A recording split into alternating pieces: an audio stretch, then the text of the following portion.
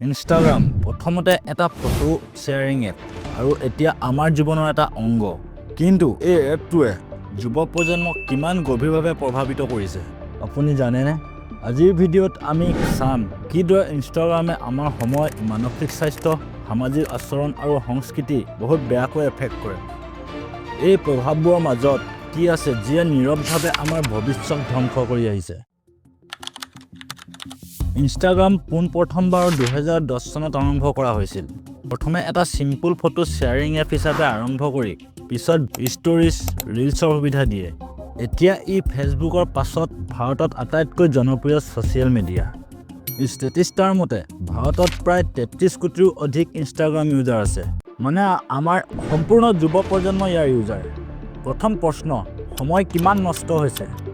Research মতে ভাৰতীয় ইউজাৰে এদিনে প্ৰায় 2.5 ঘণ্টা ইনষ্টাগ্ৰামত কটায়।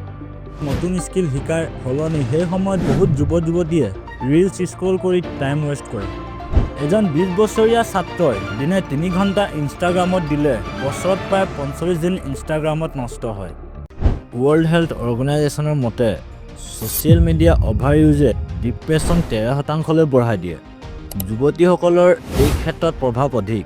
ইনষ্টাগ্ৰামত body image culture, six pack apps, slim figure, spotless skin এইবোৰৰ এডিটেড আৰু ফিল্টাৰেড কণ্টেণ্টে আনৰিয়েলাষ্টিক ষ্টেণ্ডাৰ্ড সৃষ্টি কৰে। অসমত বহু কলেজীয়া ছাত্ৰ-ছাত্ৰীয়ে নিজৰ নেচাৰেল লুক লৈ কনফিডেণ্ট নহয়, ফিল্টাৰ নোহোৱাকৈ ফটো আপলোড নকৰে। ইনষ্টাগ্ৰামক ডিজাইন কৰা হৈছে এডিক্টিভ হ'বলৈ। ইনফিনিট স্ক্ৰল, লাইক কমেণ্টৰ প্ৰতিটো ন'টিফিকেশ্যন এই ডপামাইন স্পাইক দিয়ে। এইবোৰে ব্ৰেইনৰ ৰিৱাৰ্ড ছিষ্টেমক হাইজেক কৰে। শ্বৰ্ট টাৰ্মৰ আনন্দৰ আটকত পৰি লং টাৰ্ম গ'ল পাহৰি যায়। 1% ইনফ্লুৱেঞ্চাৰ ছাকচেছ দেখি বাকী 99% যুৱকে কপি কৰে। এই প্ৰভাৱত আমাৰ কনজাম্পশ্যন পেটাৰ্ণো এফেক্ট কৰে। চাইবাৰ বিউলিং, হেৰেছমেণ্ট, ফেক একাউণ্ট যুৱ সমাজৰ বাবে এক নতুন সমস্যা। ইনষ্টাগ্ৰাম সম্পূৰ্ণ খাৰাপ নহয়। স্কিল শ্ব'কেছ, এডুকেশ্যন কণ্টেণ্টছত ই উপকাৰী। প্ৰশ্ন হ'ল আপুনি ইনষ্টাগ্ৰাম ব্যৱহাৰ কৰে নে ইনষ্টাগ্ৰাম আপোনাক ব্যৱহাৰ কৰে? টাইম লিমিট ছেট কৰক। ফ'ল' একাউণ্টছ যি আপোনাক মটিভেট কৰে। নেগেটিভ কম্পেৰিজন কৰা এৰক। সময়, মন আৰু সংস্কৃতি এই তিনিওটা বচাওক। ছ'চিয়েল মিডিয়াত উপভোগ কৰক কিন্তু বাস্তৱ জীৱনক নাপাহৰিব।